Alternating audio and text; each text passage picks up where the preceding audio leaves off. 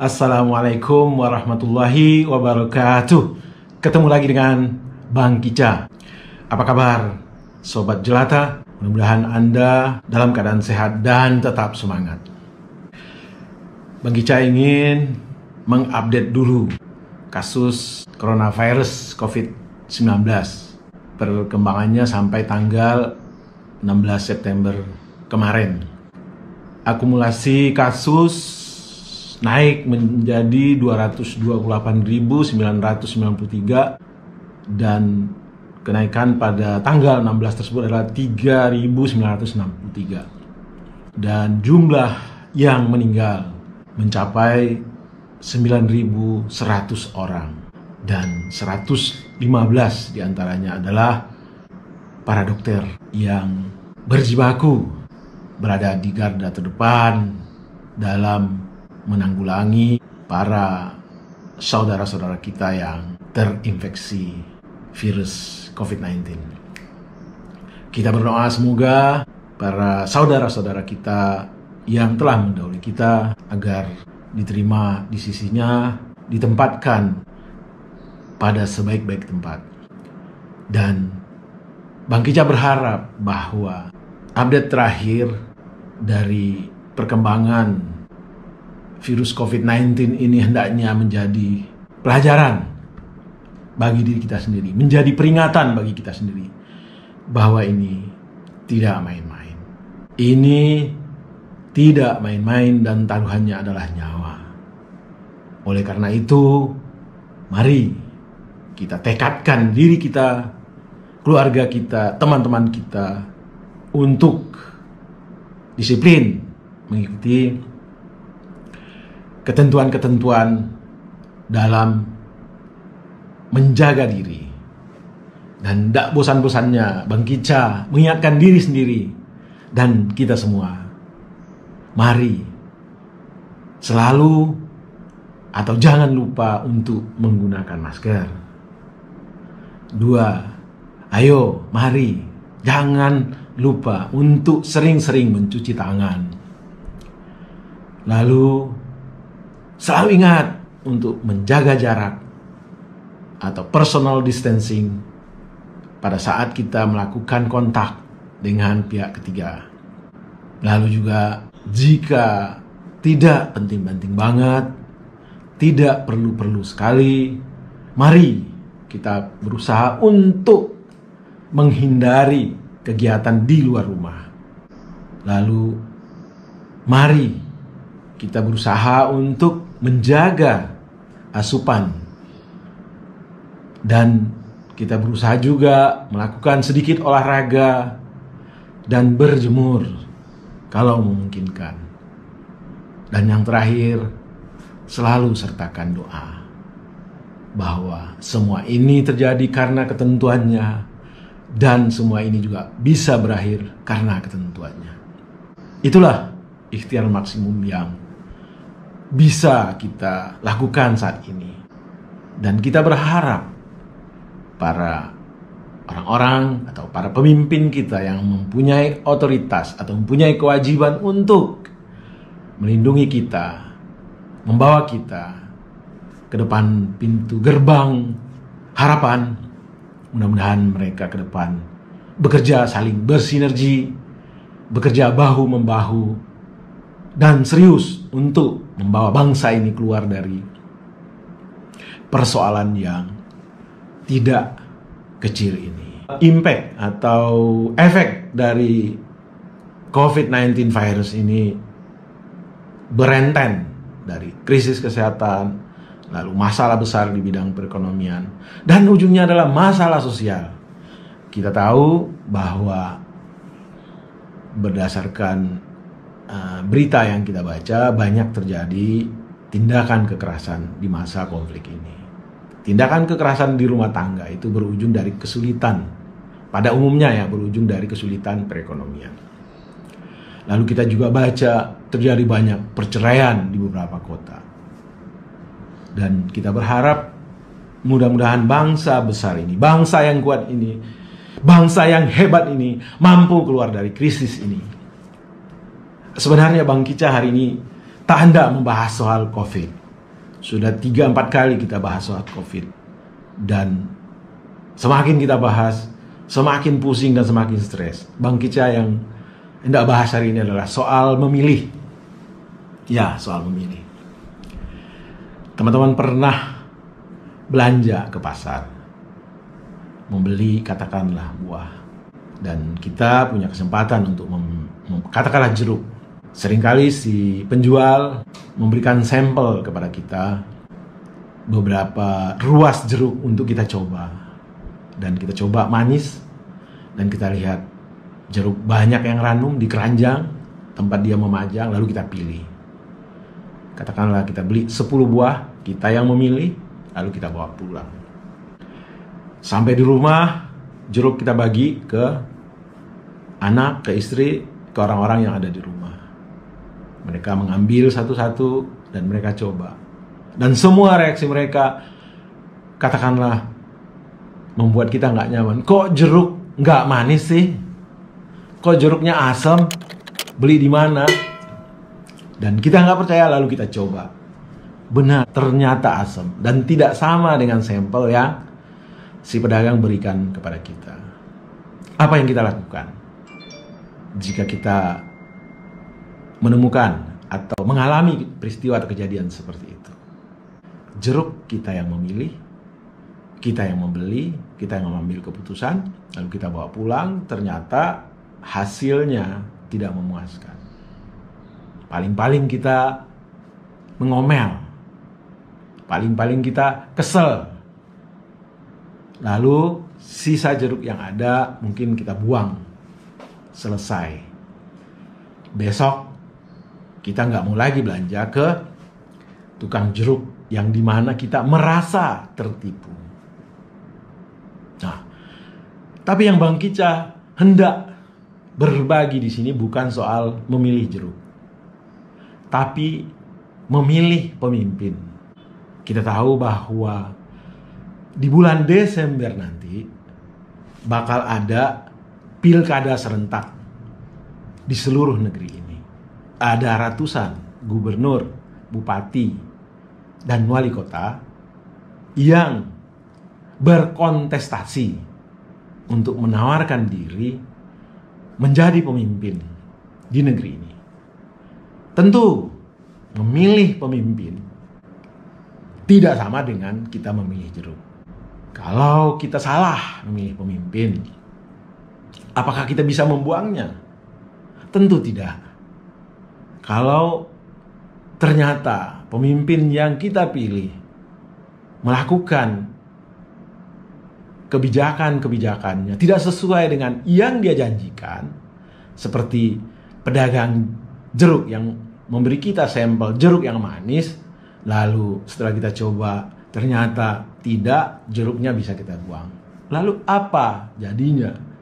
Kalau yang kita temukan dalam memilih pemimpin, ternyata pemimpinnya tidak sesuai dengan persepsi kita pada saat memilih, kan tidak mungkin kita buang. Nah, inilah Bang Kica ingin sharing, bukan berdasarkan pendekatan yang sifatnya seperti ahli-ahli politik segala macam. Enggak, ini obrolan biasa, orang biasa yang ringan-ringan saja. Tapi sebelum kita bahas soal bagaimana memilih pemimpin, ada baiknya kita saksikan dulu video pendek berikut ini. Sebenarnya terkait dengan kontemplasi, tetapi ada esensi di dalamnya yang Bang Kica ingin kupas terkait dengan apa yang disebut itu pencitraan. Selamat menyaksikan video pendek berikut.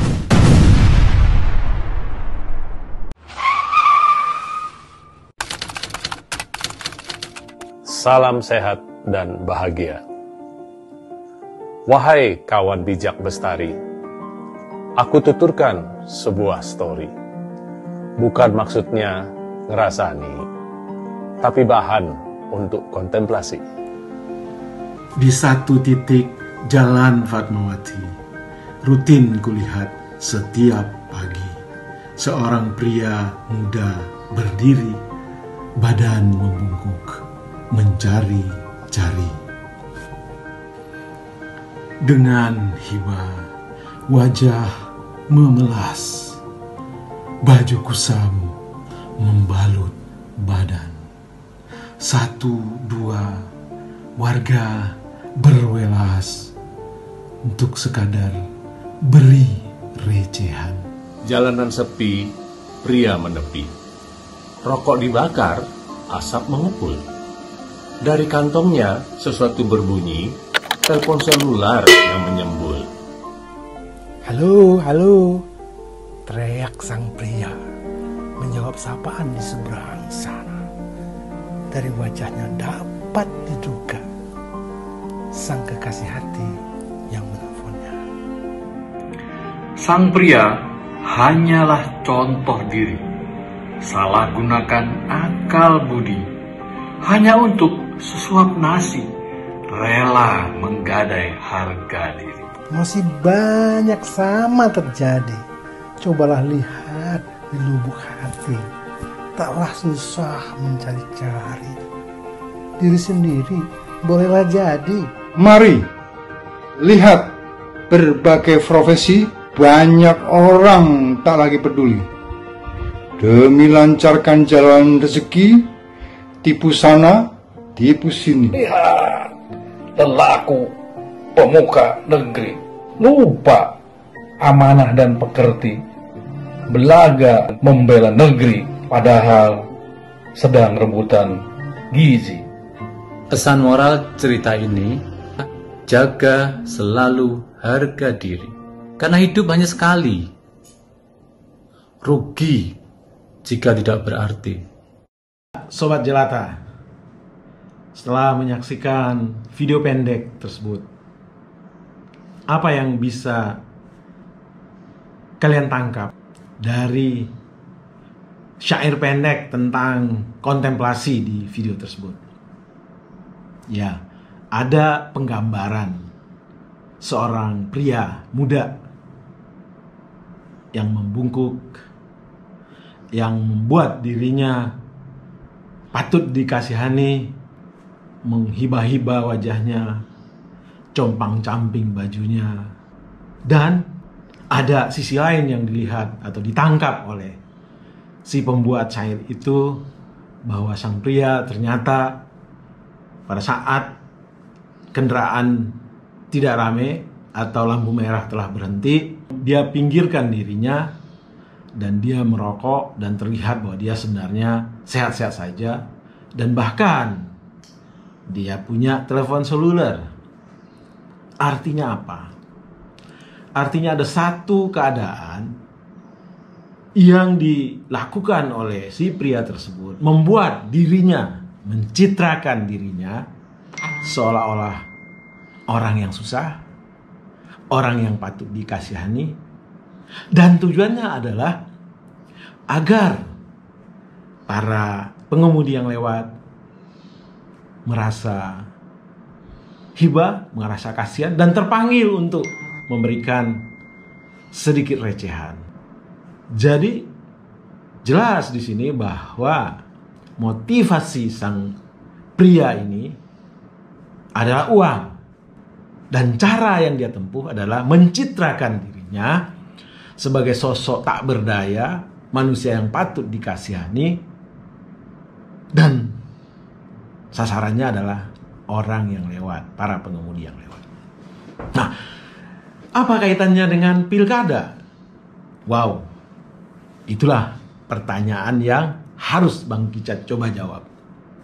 Pada intinya, apa yang dilakukan oleh calon-calon yang ikut berkontestasi di pilkada itu nggak lebih nggak kurang sama dengan apa yang dilakukan oleh teman kita pria yang ada di video pendek tadi, pria yang ada di Jalan Fatmawati. Memoles diri, mencitrakan diri untuk meyakinkan pihak ketiga. Ya, kalau dalam konteks pilkada, tentu yang disasar oleh para kontestan ini, oleh para calon-calon ini adalah para pemilih. Kita, teman-teman semua, itulah sasarannya. Nah, supaya kita tidak dalam tanda petik tertipu seperti Bang Keja membeli jeruk tadi, atau seperti teman kita yang berempati sehingga memberi recehan kepada teman muda yang berhibah-hibah di Jalan Fatmawati tadi. Tentu kita harus punya panduan, punya pedoman, punya cara untuk menyeleksi. Apa itu?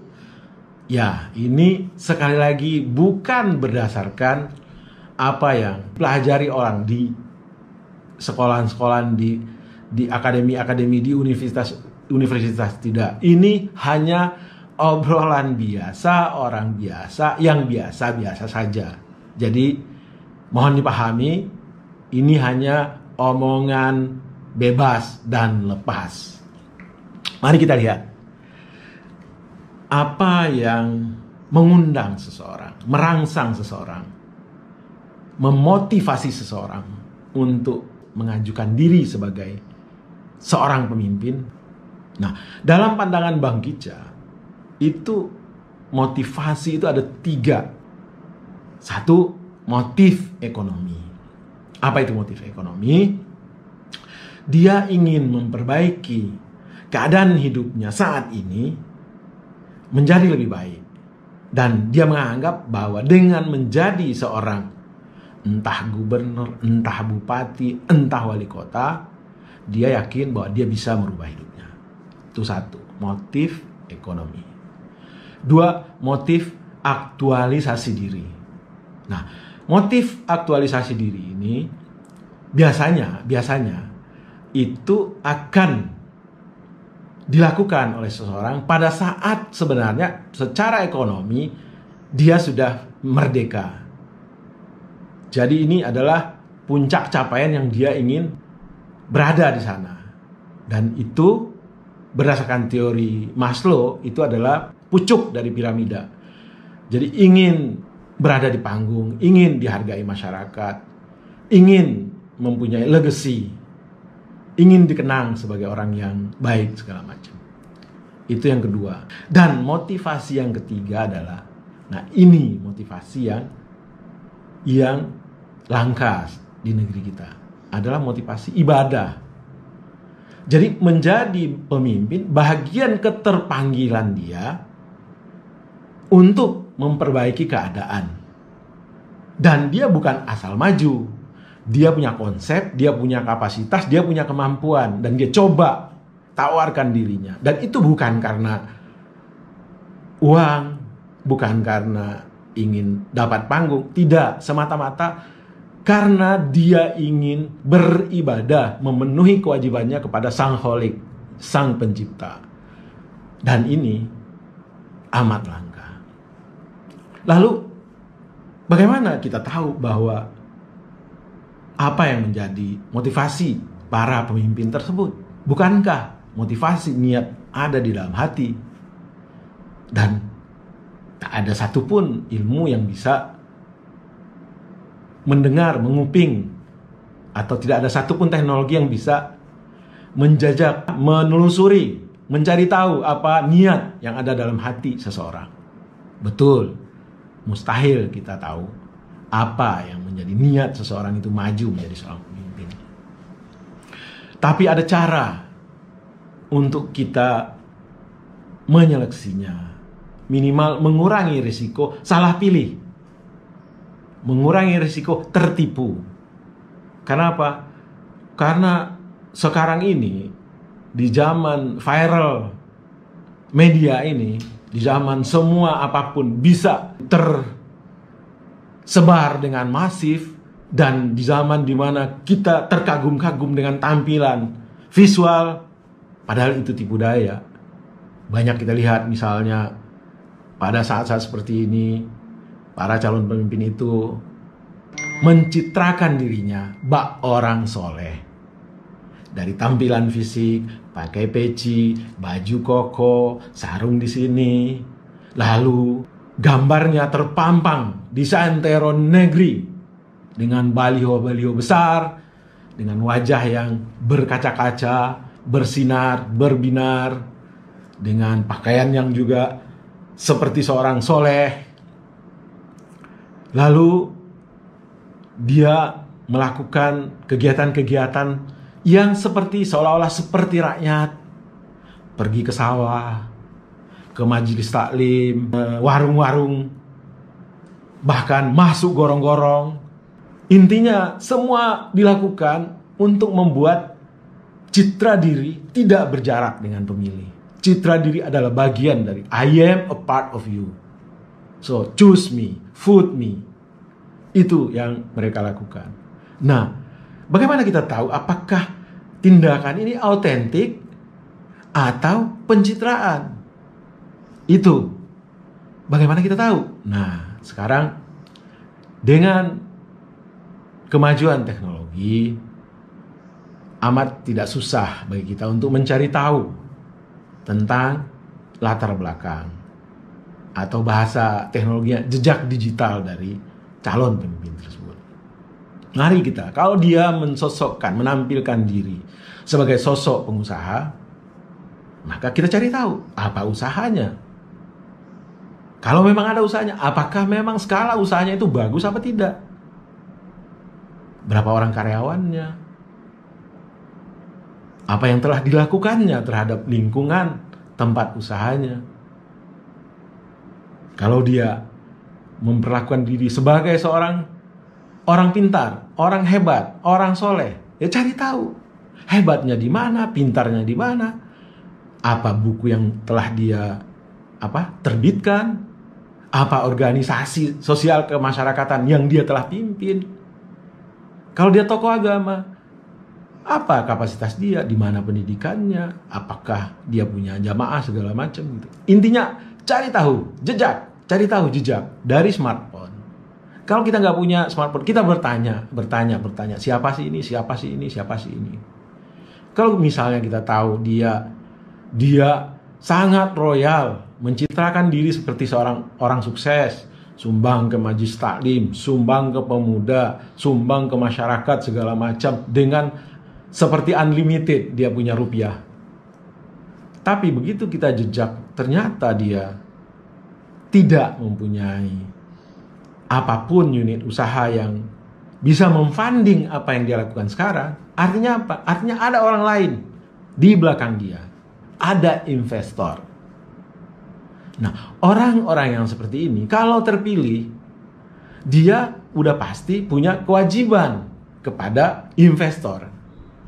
Atau kalau dia biayain sendiri, dia punya keinginan untuk memulangkan apa yang dia telah keluarkan. Jangan dipilih orang-orang seperti ini. Lalu bagaimana kita mencari keautentikan seorang calon pemimpin itu? Nah, ini yang agak susah. Tapi sebenarnya kalau kita mau, ya kita bisa cari tahu siapa dia, bagaimana hidupnya, apa latar belakangnya, bagaimana keluarganya, apa pendidikannya, bagaimana rumah tangganya, bagaimana relasi sosialnya. Atau kalau dia mantan pemimpin, bagaimana jejak kepemimpinannya di masa lalu. Bagaimana relasinya dengan birokrasi, bagaimana perkembangan kota atau kabupaten yang pernah dia pimpin, yang pernah berada dalam otoritas kepemimpinannya. Jadi intinya, jangan kita terpukau dengan pencitraan. Tidak atau belum tentu apa yang kita lihat itu seperti keadaan yang sebenarnya. Ingat, memilih jeruk, meskipun diberi sampel dan terasa manis, itu saja kita sering tertipu. Dan itu berhenti. Pada saat kita tertipu, kita buang dan kita pergi ke penjual lainnya. Tapi memilih pemimpin tidak bisa seperti itu. Karena begitu kita salah pilih, maka kita harus sakit hati. Kita harus kesel. Kita harus menahan marah selama masa kepemimpinannya. Dan terakhir, Mari kita berdoa, semoga pilkada serentak yang akan berlangsung di bulan Desember nanti berjalan dengan tertib, aman, dan bisa menghasilkan pemimpin-pemimpin yang mampu membawa negeri ini menuju keadaan yang lebih baik. Wassalamualaikum warahmatullahi wabarakatuh. Salam sehat dan tetap semangat.